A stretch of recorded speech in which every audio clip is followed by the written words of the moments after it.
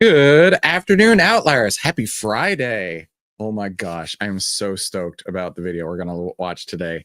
I was really debating on it. I was sitting on it and I'm like, should I or shouldn't I? But I should, but I don't know if I should, but I really should. So I'm ultra stoked. We're still snowed in here in Texas. I think we got at least 6 inches of snow. We need to get a ruler and go stick it deep in the snow and see how far it goes. It's currently 37 outside, but a beautiful winter wonderland. And of course, it never happens on Christmas. It's always sometime in January or February where we get the snow. But you know what? I'll take it. We literally got nothing last year, so it is pretty fun. What's this about, bro? Well, Bound Music. Glad you're here, Peter. Good to see you. All right. Let's do this. I'm going to pull up our PowerPoint and we're going to get started. All right, here we go. Welcome to the Outlier Trading Room. My name is Christopher Uhl. I've twice been awarded top 100 people in finance. I was mentored by 5 of the market wizards, the best traders of all time, and I've been successfully trading since 2009. This is where we save time, make money, and start winning with less risk together as a team. But before we get started trading, let's jump into the lesson of the day.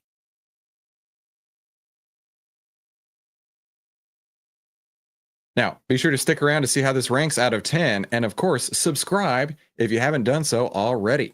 So we are going to cover Mark Zuckerberg on the Joe Rogan podcast on ending fact checking, and being pressured by the Biden administration. I am so stoked to watch this. Like I found it earlier in my feed and I set it aside and I'm like, we're doing this. So I'm very excited to watch this. And of course, we're gonna relate it to the stock. So don't stress about that. Joe Rogan experience.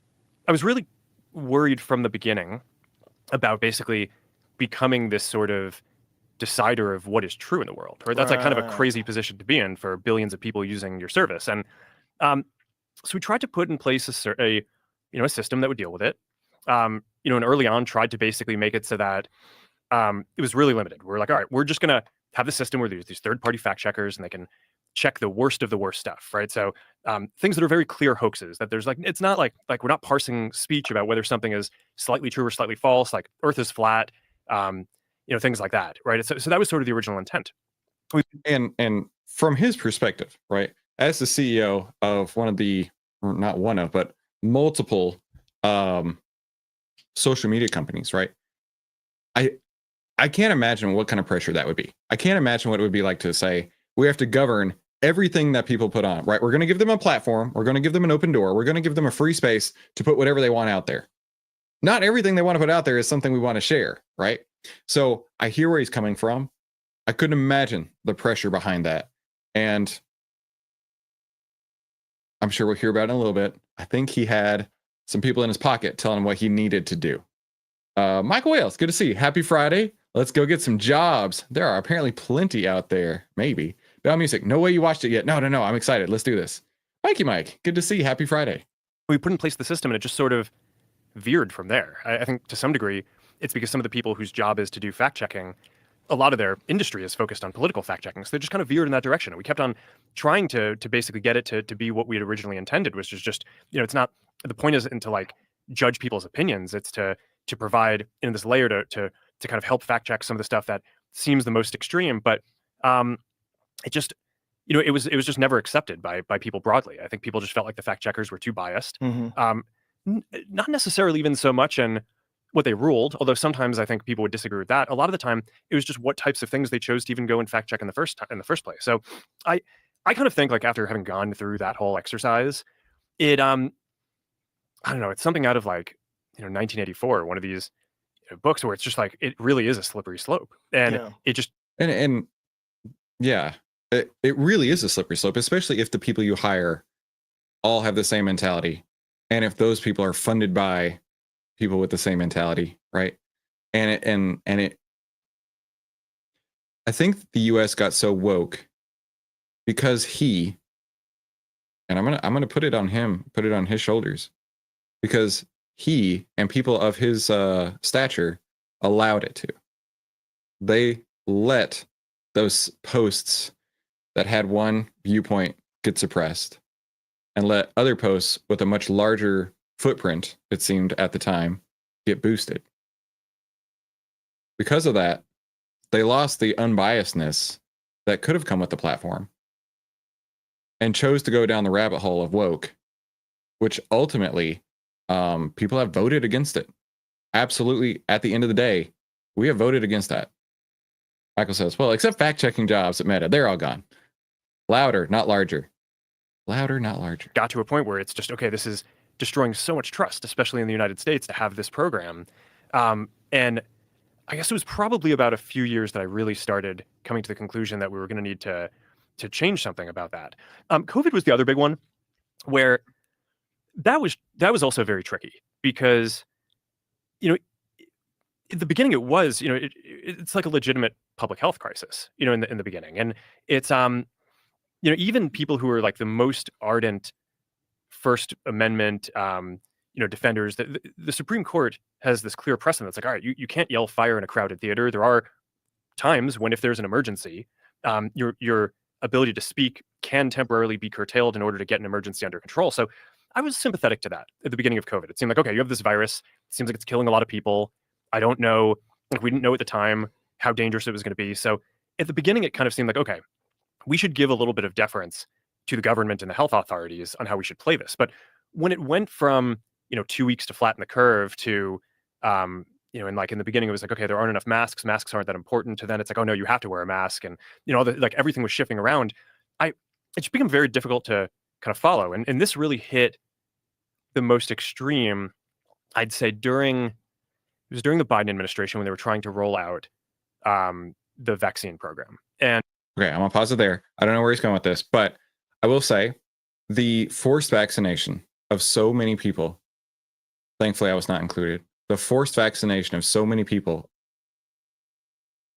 with the consequence of not getting vaccinated, losing your livelihood, and therefore losing your job, your house, your spouse, your kids, whatever, I think was the most un-American thing that has ever happened in the history of America. And I remember trying to tell people at that time, this shouldn't happen. This shouldn't stand. We shouldn't stand for this. And people would just look at me like, you're crazy, dude. You're crazy. You can't talk like that. And he was one of those people that made sure that happened. So I think a lot of people need to put blame right on his shoulders for that. And I'm generally like pretty pro rolling out vaccines. I think on balance, the vaccines are more positive than negative. But I think that while they're trying to push that program, they also tried to censor anyone who was basically arguing against it. And they pushed us super hard to take down things that were true, right? I mean, they basically pushed us and said, anything that says that vaccines might have side effects, you basically need to take down. And I was just like, well, we're not going to do that. Like, we're clearly not going to do that. I mean, that is kind of inarguably true. Who is they? Who's telling you to take down things that it was that talk about vaccine side effects? It was people in the Biden administration. I think it was I wasn't involved in those conversations directly, but I think it was. How difficult is that to not be involved in those conversations directly? That's got to be strange too, right? Because you're running the company. Yeah, you're the head dude right there, right? How are you not involved in that conversation? Mikey Mike says, you mean the government would do evil things to their own people? No. But there's clearly, you're moderating at scale that's beyond the imagination. The number of human beings you're moderating is fucking insane. Like, what's a Facebook? How many people use it on a daily basis? Forget about how many overall. Like, how many people use it regularly? It's 3.2 billion people use one of our services every day. It's wild. More than a third of the planet. That's so crazy. Yeah, and it's almost half of Earth. Well, on a monthly basis, it is probably half. But so I want to say that though, there's a lot of like hypercritical people that are conspiracy theorists and think that everybody's a part of some cabal to control them. I want you to understand that whether it's YouTube or all these, whatever place that you think is doing something that's awful, it's good that you speak, because this is how things get changed. And this is how people find out that people are upset about content moderation and censorship. But moderating at scale is insane. Yeah. It's insane. Yeah. Yeah, that's what I was saying earlier. I couldn't imagine that, right? Because you've got people who want to do horrible things and live stream it. And we've seen that many times. And then you've got, grandmas who want to post pictures of their kids making snowmen, right? You've got both ends of the spectrum here. How do you police that? Because nobody wants to see those awful things. Nobody should be sharing those awful things. And it shouldn't even make it on the platform in the first place. But when you apply that to just half the political stance of the entire United States of America, that's where things went wrong. That's where things got off the rails. That's where Facebook messed up real hard. Meta as well. Luca Tubo 69. Glad you're here. Joining for the first time. You have a nice channel too. Very interesting as well, my friend. Glad you're here. What we were talking the other day about the number of videos that go up every hour on YouTube, and it's bananas. It's bananas. That's like to try to get a human being that is reasonable, logical, and objective that's going to analyze every video. It's virtually impossible. It's not possible. So you got to use a bunch of tools. You're going to get a bunch of things wrong. And you have also people reporting things. And how much is that going to affect things? You could have mass reporting because you have bad actors. You have some corporation that decides we're going to attack this video because it's bad for us, going to take it down. There's so much going on. Just, I want to put that in people's heads before we go on. Like, understand the kind of numbers that we're talking about here. Now understand you have the pandemic, and then you have the administration that's doing something where I think they crossed the line, where it gets really weird, where they're saying what you were saying. They were trying to get you to take down vaccine side effects, which is just crazy. Yeah. So, I mean, like you're saying, I mean, it's so complicated, this system, that I could spend every minute of all of my time doing this and not actually focused on building any of the things that we're trying to do. AI, glasses, like the future of social media, all that stuff. So, so I get involved in this stuff, but in general, we have a policy team. There are people who I trust. The people who are kind of working on this on a day-to-day basis. And the interactions that I was just referring to, I mean, a lot of this is documented. I mean, because Jim Jordan and the House had this whole investigation and committee into the kind of government censorship around stuff like this, and we produced all these documents, and it's all in the public domain. I mean, basically, these people from the Biden administration would call up our team and like scream at them and curse, and it's like these documents it's all kind of out there. Did you record any of those phone calls? I don't think we but I think I want to listen. I mean, there are emails. the emails are published. It's all kind of out there. You know how once the Biden admin's over, I think they're going to have so many tell-all books, podcasts, Netflix series that just go into what a shit show this has been the last few years. And I think it's going to start with people saying, you know what? I shouldn't say it. We're going to get this video demonetized if I say it. But Donald Trump may have won 3 times in a row if they hadn't messed with things. I'll put it that way. And they're like, and basically it just got to this point where we were like, no, we're not gonna take down things that are true. That's ridiculous. They want us to take down this meme of Leonardo DiCaprio looking at a TV talking about how 10 years from now or something, you're going to see an ad that says, okay, if you took a COVID vaccine, you're eligible for, for this kind of payment, like this sort of like class action lawsuit type meme. And they're like, no, you have to take that down. And we just said, no, we're not going to take down humor and satire. We're not going to take down things that are true. And then at some point, I guess, I don't know, it flipped a bit. I mean, Biden, when he gave some statement at some point, I don't know if it was a press conference or to some journalists, where he basically was like, these guys are killing people. And I don't know, then like all these different agencies and branches of government basically just like started investigating, coming after our company. It was brutal. It was brutal. Wow. And it's the same thing that they're doing with Elon too, right? I am a Tesla owner, right? I have a 2023 Model Y Performance, most fun car of all time. I love it so much. But before Biden came into office, Elon was all about Democrats. Once he got into office and said, you know what, I'm not agreeing with all the stuff that you are doing here, they decided to go after him. The SEC started going after him, and they're like, you know what, we're going to take you down, just like we're taking Trump down, and with lawfare. And it seems like they threatened to do the same with him, with Zuckerberg too. So just corruption beyond corruption here. Yeah. It's just a massive overstepping.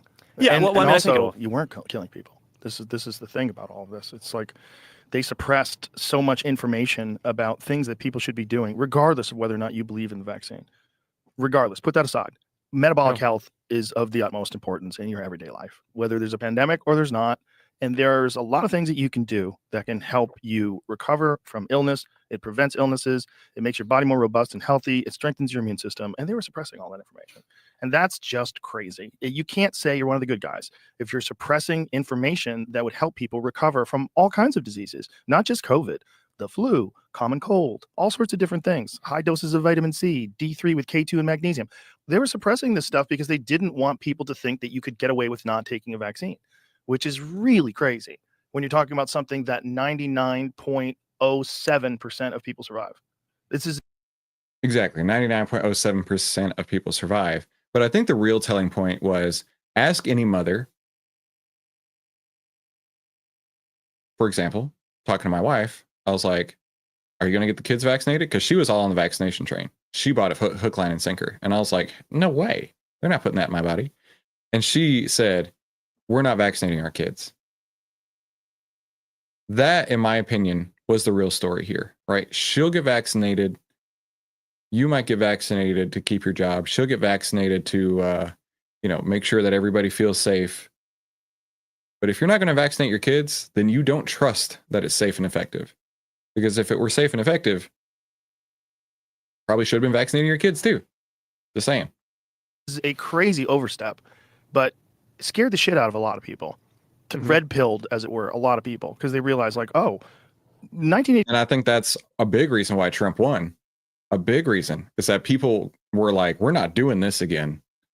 I just had my rights suppressed for 4 years. I couldn't say what I wanted on social media. I couldn't have the job I wanted because I didn't want to get a shot, or I had to get a shot against my will. And people were over it. Right? Not having that anymore. 84 is like an instruction manual. I mean, it's like it shows you how things can go that way with wrong speak and with bizarre distortion of facts. And when it comes down to it, in today's day and age, the way people get information is through your platform, through X. This is how people are getting information. They're getting information from YouTube. They're getting information from a bunch of different sources now. And you can't censor that if it's real legitimate information because it's not ideologically convenient for you. Yeah. So, I mean, that's basically the journey that I've been on, right? Started off very pro free speech, free expression.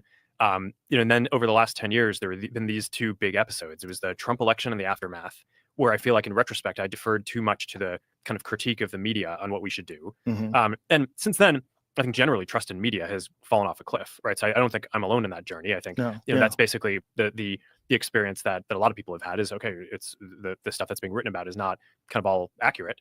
And even if the facts are right, it's kind of written from a slant a lot of the time. Of course. And then there was the government version of it, which was during COVID, which is okay. Like, it's like our government is telling us that we need to censor true things. It's like, this is a disaster. And it's not just the US, right? I think a lot of people in the US focus on this as an American phenomenon, but I kind of think that the reaction to COVID probably caused a breakdown in trust in a lot of governments around the world. Because 2024 was a big election year around the world, and there are all these countries, India, just like a ton of countries that had elections, and the incumbents basically lost every single one.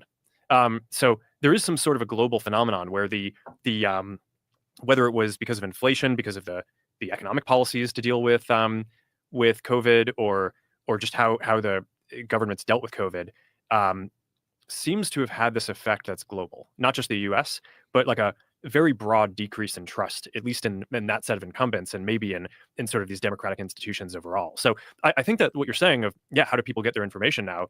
It's by sharing it online on social media. I think that that's just increasingly true. And my view at this point is like, all right, like we started off focused on free expression. We kind of had this pressure tested over the last period. I feel like I just have a much greater command now of what I think the policies should be. And like, this is how it's going to be going forward. And so I mean, at this point, I think a lot of people look at this as like a purely political thing. It's because they kind of look at the timing and they're like, hey, well, you're doing this right after the election. It's like, okay, I try not to like change our content rules like right in the middle of an election either, right? It's like there's not like a great time to do this. It's right. And you want to do it a year later. Yeah, it's like there's no good time to do it. There's, right. and whatever time is going on, there's going to be, so the good thing about doing it after the election is you get to take this kind of cultural pulse as like, okay, where are people right now, and how are people thinking about it? We try to have policies that reflect mainstream discourse. So my takeaway is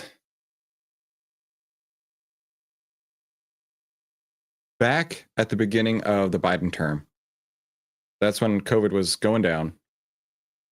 He was doing everything he could to save face, save his company, and not get the lawfare wing of the government sent after him. But in the process, who knows how many lives would have been better off had he gone the Elon Musk route, which is we're going to let free speech happen no matter what. Who knows? But then at some point in the last 12 months or so, I think he got red pilled, said, maybe we went too far. Maybe we went too far and we need to come back. So let's do this. Let's take a look at Meta stock. And if we look at the Meta stock, right, it's been, I mean, basically since May, it's been going up at a 45-degree angle. And then, geez, you could even go, how many years back does this go? Hang on. We got to see where it really started to take off here. It bottomed out November 3rd, 2022, and has basically been on a huge run ever since that point. A huge move. Couple things to note here is that short term, hang on, my zooming skills are off at the moment. There we go. Short term, we're caught between two order blocks. Now, an order block is a large institutional order or set of orders that are waiting to be filled, right? You can call these support and resistance. I really, really believe in order blocks. I've traded around them and I've made a ton of money with them. Order blocks will just show up on your chart like this once you have them enabled. And whenever it closes on the other side of it, they disappear. But in the meantime, I could absolutely see this ping-ponging in between. And I will say I'm a little surprised that this hasn't had more of an impact. This interview coming out hasn't had more of an impact. It may come Monday. But, I mean, the market is getting just trounced down 1.5% today. I mean, this is a very obviously bearish market, but Meta is holding up decently strong, up 1.35%. In fact, if we go to the S&P 500 map, this is just today.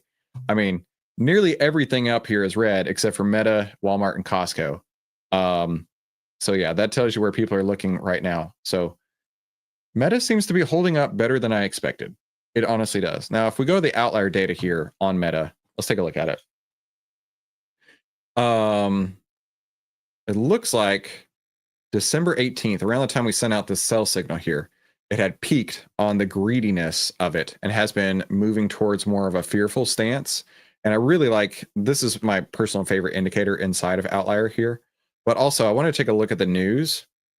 Oh, negative news, negative news. This is all from today. Meta axes DEI program. Meta employees slam decision. Read the memo. Meta announces end of DEI. Meta to end diversity programs.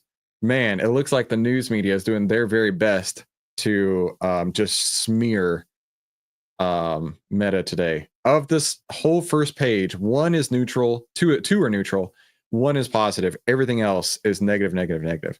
Let's look and see if any analyst ratings have changed recently. All right, January 6th, Jefferies initiated a buy target or a buy rating on this, going from 675 to 715 on their target here. It's currently at 619. 715 is astronomically high. Let's see, that would be another 15% higher from this point here on Meta. So that'll be it for that video. So let's rank it real quick. Of course, it's JRE. So in my opinion, it's always going to be legendary. Put in the chat what your opinion is of this video here. I'd like to hear. These are the ratings here: forgettable, painful, frustrating, mediocre, meh, decent, nobody gets a 7, impressive, epic, and legendary. Let me know your thought on what to rank this video here. But if it's not Joe Rogan, just Mark on himself, I would rate that as a 6. I'd rate it decent. Maybe an 8. It's hard to give this one an 8. I would give it a 7 if a 7 wasn't axed out. Michael Wales says he gives it an 8. So I always like to throw Joe Rogan on the old headphones. How about you? So we're gonna jump into today's member highlight with our weekly winner. Find the button here. Here we go. All right, so we are about to do this week's weekly winners circle. And the way that this works, it's super simple. All you have to do is go on our Discord, go to the share your big wins section here and make a post. And so what we're going to do is we're going to make a list of people, and then we're going to draw a number at random to see who the winner will be. Now, we haven't had a chance to do this, or did we do it last week? I can't remember. Let me see. I had 2 weeks off of Christmas. No, we haven't done it in a minute. So everybody is eligible who's posted since Christmas break here. Let me go back. Scrolling. I'm trying to find where. Okay. So Dave was the last winner. So we're going to say Mikey Mike. is on the board here. Mikey, Mike, Brian, Wes, Mikey, Mike again, and Michael Wales, M. Wales, Dave. Well, Dave won it last, so we're going to axe Dave. No offense, Dave. That's the rules. Port City. That's Ryan. He's new. Port City. And Dave, Peter. Peter, is that you? Is that you right there, my friend? Peter from the Netherlands? I don't know if that's a different Peter. Dave, Michael Wales, and Ryan again. Okay, that's it. So we have 1, 2, 3, 4, 5, 6 people to choose from. So we're going to go to random.org. And what we're going to do, come on, I'm a human, I promise. Boom, verification successful. You are human. So between 1 and 6, when I click the generate number here, that'll tell us who the winner will be of a $10 Amazon gift card. So we're going to click it in 3, in 2, in 1. Number 4, that is Michael Wales. How you doing, my friend? Glad you made it. Congratulations.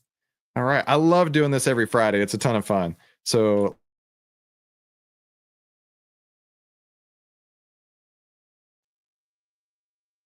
for winning this week's weekly winners circle. So April will send that to you on Monday. Congratulations, Michael. And he gets a chicken dinner out of it. Dude, are you going to buy a chicken dinner on Amazon? I don't know how good that's going to taste by the time it gets there. So that's today's member highlight. Be sure to share your stories in the Discord, right? We'd love to hear from you. And of course, the first rule of OVTLYR is you tell everybody about OVTLYR. And hit the like button if you haven't this already. So back to trading in the OVTLYR trading room. Real quick, what is OVTLYR and how does it work? Well, Warren Buffett once said to be fearful when others are greedy and greedy when others are fearful. And OVTLYR shows you when investors are acting rationally fearful or greedy and by how much, allowing you to get into the stock before the OVTLYR move happens.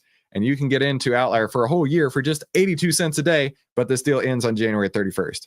So my style of trading, I call the golden ticket trading strategy, and it always starts with the market. We want to see, you know what? I don't care if it's bullish or bearish. We're going to let the market tell us which way it's going. 10, under the 20, price under the 50. We got that with spades today, right? Down 1.5%. We have the 10 period EMA, which is the blue line, under the 20 period EMA, which is the black line. Prices under the 50 period EMA, which is the red line. So you've got 10, 20, 50 all stacked going south. Now, because of this, I would absolutely, hands down, without a doubt, say that this is a bearish trend. I don't know how far this trend is going to go, and I'm not calling for a crash. Let's get that clear. I'm saying the trend currently is moving down, okay? So with that out of the way, let's go next look at the market breadth. Now, market breadth is actually interesting because market breadth has actually turned the opposite direction, is going north. We're getting more buy signals than sell signals right now. So because of that discrepancy there, right, I want to see the market trend and the market breadth moving in the same direction. I don't see that yet. Right. So what this tells me is that we may see a sideways market right now. We might see, in fact, we've had a sideways market here for a hot minute. If you really want to look at it, we've not gone anywhere since October, since Halloween, basically. We've basically gone sideways. We've round tripped that. Now, I don't know when that's going to resolve itself, but until I can see the market breadth moving in the same direction as the market trend, not really interested. And the S&P 500 inside of OVTLYR got a sell signal on November 21st, this period right here. So that signal is already up about 2.2% if you had taken that going short. So let's review this real quick. I would not put any money at risk in this market because I have a sell signal on the SPY. The market trend is bearish. The market breadth is bullish, ironically. But the sector breadth, I'm not even going to take a look at. What I do want to look at, one last thing, though, is the number of stocks on the bull and bear list real quick. Mikey Mike says, thanks, OVTLYR. I was already winning with the buy signals. That is awesome, dude. Brian, is he getting the bird flu discount? You got the bird flu? Bro. Mark says, hey, this is Mark, the smartest guy I know. I have to wonder if a smear campaign from the mainstream media actually does reputation to repair for Zuckerberg. It might, dude. It might, because it's the one stock that seems to be up today. So We've got 869 names on the bull list. So the bull list is growing. 58 new stocks on this list today with buy signals. 4 stocks on the bear list with sell signals. However, if you want to see, the momentum is skewing back towards the bull list, back towards more buy signals, but we still have more sell signals than buy signals at the moment. So for me, I don't see any trades to make today, and that's okay, right? You don't have to trade every day. I'll put it that way. But there's always new opportunities that come through with Outlier. So tell me in the chat what you're trading. I'd really love to hear, and come back tomorrow where we'll help you save time, make money, and start winning with less risk together as a team. And of course, let us know if you need anything over in the Discord. And thanks so much for coming to today's Outlier Trading Room. Have a fantastic weekend, and I'll see you right back here on Monday. Talk soon.